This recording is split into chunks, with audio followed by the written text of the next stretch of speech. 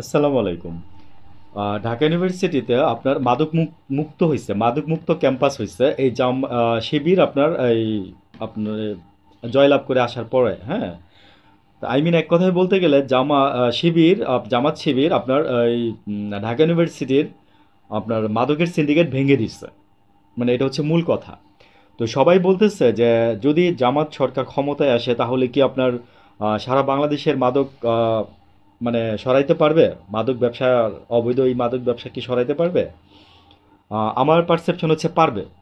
তো আমি এটা প্রেডিকশনই দিলাম, যদি জামাত ভবিষ্যতে যদি ক্ষমতায় আসতে পারে, তাহলে এই বাংলাদেশে মাদক আমি বলবো যে একেবারেও যদি নিরাময় না হয়, 99% মাদকই নিরাময় হবে।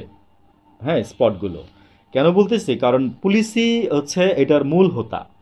এতদিন যে মাদক চলছে, ঠিক আছে, সেটাকে মদদ দিয়ে আসছে পুলিশ।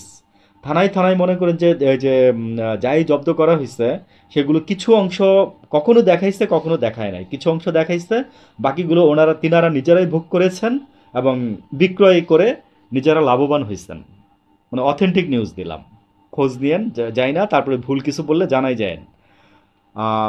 আমি পাশাপাশি আরেকটা কথা বলি যে মাদক এই ফার্স্ট মনে হয় ঢাকা ইউনিভার্সিটি ডাকসু নির্বাচনের পরে মানে মাদক ঢাকা ইউনিভার্সিটি থেকে সরছে। কারণ আমার 4টা ফ্রেন্ড পড়ছে ঢাকা ইউনিভার্সিটিতে, বুয়েটে আমার 2টা ফ্রেন্ড ছিল। আমি দেখছি কি পরিমাণে মাদকের ছড়াছড়ি ছিল। আচ্ছা, এগুলো পুরনো কথা। আরেকটু নতুন কথায় আসি এখন। সম্ভবত মেয়েদের হল, সুফিয়া কামাল হল, হ্যাঁ, ওই হলের রাত্রি নামে একটা মেয়ে, সে 2 লক্ষ টাকা চাঁদাজাবি করছে আপনার ক্যান্টিন যে চালায় তার কাছে।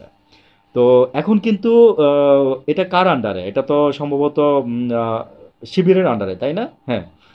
তো শিবিরের আন্ডারে থেকে যদি মহিলা হলে যদি মহিলা চাঁদা চায়, তার আগে একটা অকারেন্স ঘটছে, সুন্দর একটা অকারেন্স ঘটছে। কিরকম জানেন? যে সেটা হচ্ছে ওই ক্যান্টিনের ক্যাফেটেরিয়া, মানে যে ক্যাফেটেরিয়াটা চালায় সে নিজে বলছে, মানে সে নিচ্ছে ডিম, হ্যাঁ, সিসি ক্যামেরা টিভিতে তারা দেখছে ডিম নিচ্ছে, নিয়ে সে বর্তা একটা নিয়ে এসে বলছে যে ওটার মধ্যে এত বড় একটা পাথর দেখাইছে। বলছে আপনারা কি এই সার্ভিস দিচ্ছেন, আপনারা এই সার্ভিস দেন? ওরা ভাই ভয়ে ক্ষমা টমা চাইয়ে আপার কাছে মনে করেন যে আপারে আরো বেশি করে মাংস তরকারি দিয়ে বিদায় করে বলছে ঠিক আছে আপা, ভুল হয়েছে, আমাদের মাফ করে দেন। পরে তাদের সন্দেহ হয়েছে ব্যাপারটা। ওরা বলতেছে পিষে মানে ভর্তা বানানো হয়, ওইখানে পাথর আসবে কই থেকে? পাথরও তো গুঁড়া হয়ে যাওয়ার কথা। তো আসলে ঢাকা ভার্সিটিতে পড়ে যদি এতটুকু মেধা রাখেন আপা আপনি, আমি বলবো যে পরের বার চুরি করতে আসতে একটু ভালো করে আর একটু এক্সপিরিয়েন্স নিয়ে আসেন। তো পরে ওরা সিসি ক্যামেরা টেনে দেখে যে হচ্ছে এই ঘটনা, সে নিচ্ছে ডিম, অথচ আসছে সে মাংস, মানে আর কিছু নেয় নাই, আর কিছু নেয় নাই। বুঝছেন? তো ষড়যন্ত্র চলতেছে, চলবে। আমার বলার উদ্দেশ্য ছিল এটা। সবাই সতর্ক থাকবেন। ভালো থাকবেন। আসসালামু আলাইকুম।